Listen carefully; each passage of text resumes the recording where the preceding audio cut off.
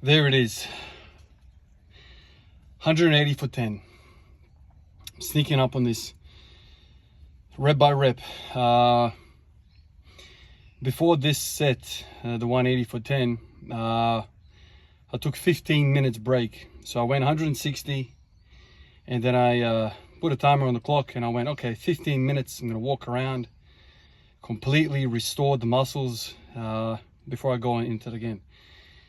Going into a set like this after a short period of rest is dumb. Like, this is going to be a RP 10th up deal. There's no point using rest periods that are otherwise normal for other kind of regimes of training. He was uncomfortable because 15 minutes of sitting there getting nervous is not nice. And yes, I do get nervous before these sets because, well, there's a lot of uncomfort coming my way, and so I don't particularly like that. But it helped me, and I reckon it helped me get the 10th rep. So I think 15 minutes rest between sets like this is good. As you see on the video, from the bar to 140, it's like basically just loading up the bar is the rest. So like whatever, 20 seconds or something like that, and then I hit the next set. Between 140 and 160, there was probably like a 2-minute, 3-minute rest, because that set is a big deal for me. I try to kind of accelerate the bar, trying to wake up the body, so then 180 feels kind of all right. Hit 160, then 15-minute break, 180. This time around, I was like, okay, let's count to 5 and then stop there and then go 1, 2, 3, 4, 5 again, trying to get to 10. I got to 5 and for some reason I changed the plan completely. I was like, no. I'll say 6 because 6 feels a lot better than 1. 1 seems like it's depressing. So I went 6, 7. I didn't lose my counting there this time around, which is interesting. It probably tells me that I'm a little bit more patient, a little bit more comfortable under the weight, under this type of workload, probably a little bit more fitter. Also, it's in the morning right now, so it's not as hot. It's about 30 degrees. This week and last week, whatever, the last 4 or 5 days has been really hot in Adelaide.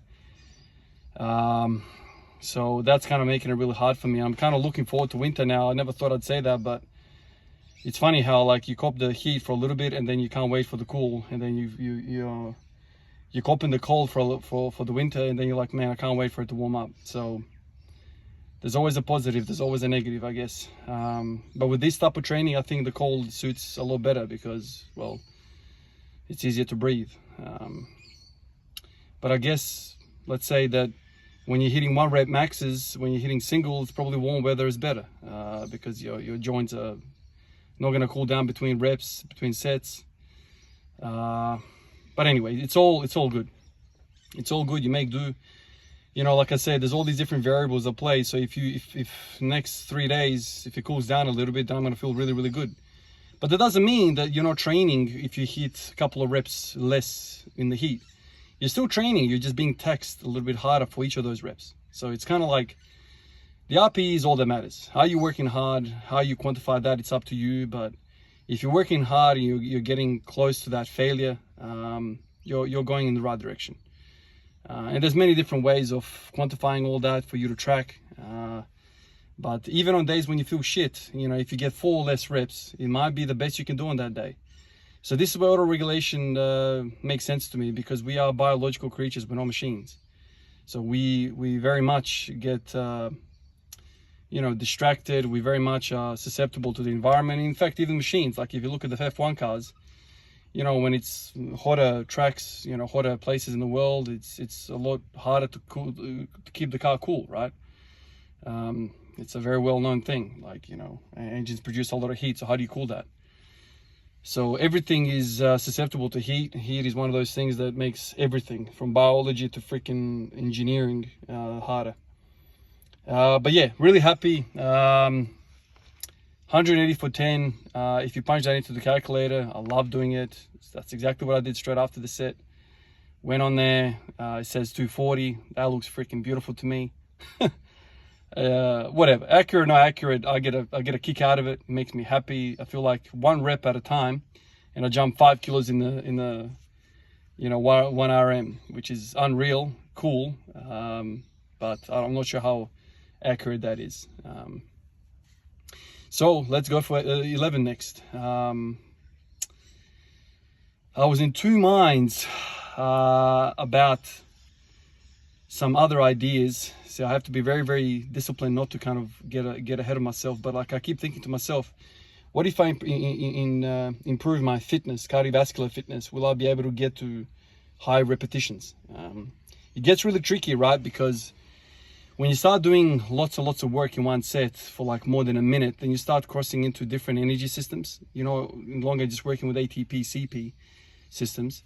You're working into the lactate system now. And, you know, training the lactate system, you know, it's essentially what bodybuilding is in a way. But then if you kind of improve your cardiovascular ability, then you probably will be able to push more reps, maybe 1 or 2 reps if you improve that fitness a little bit more. However, I'm not sure how much that will then translate to 1 RMs. So this is the thing, like the fitter the athlete, the more you're gonna get reps in this AMRAP type setting. But if an endurance athlete comes in and like, you know, puts up some impressive 20 rep max, they're going to probably have a really poor transfer to the 1 RM because they are endurance athletes. So it's kind of like, you know, what do you want to do? Do you want to use this as a tool to get to 1 RM, or do you want to make this your sport and push the reps? If you're going to push the reps, it probably makes sense to, like, you know, put in a bike session or something to kind of stress the lungs and the heart without stressing too much of the muscles, just to kind of get on top of the breathing. That was kind of going through my mind as well. You know, like after these sets, like I'm in the middle of doing calf raises to kind of at least get the calves off my pain meter when I'm doing this. But I've kind of been thinking about, should I be doing some cardio?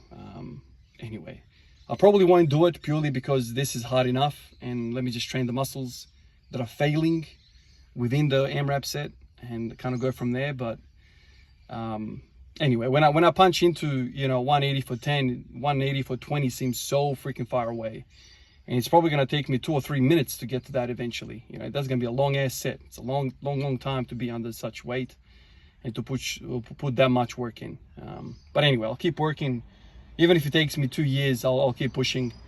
It's a lot of fun. I'm sweating like a pig. I feel like I've actually worked out, and it's only 1 set. So that's kind of really cool.